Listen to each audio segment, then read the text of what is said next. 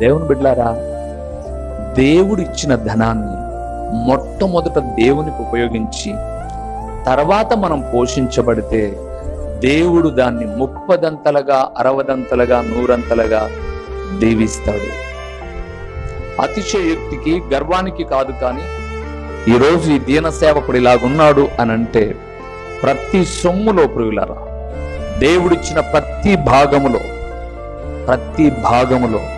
ప్రప్రథముగా మీరు బహుశా 100కి 10 ఇస్తారేమో, ఈ దీన సేవకుడు 100కి 60కి పైగా దేవుని కొరకు ఇస్తాడు. కాబట్టి దేవుడు ఎక్కడా తక్కువ చేయడు.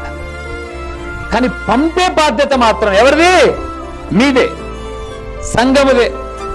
మీరు పంపిన దానితో మేము సువార్త చేస్తూ పోషించబడుతున్నప్పుడు దేవుడు ఆశీర్వదిస్తాడు.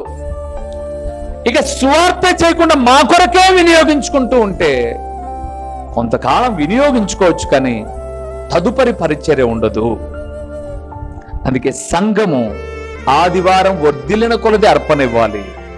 సంఘము సువార్త కొరకు దేవుని సేవకుని ఏం చేయాలి? పంపించాలి.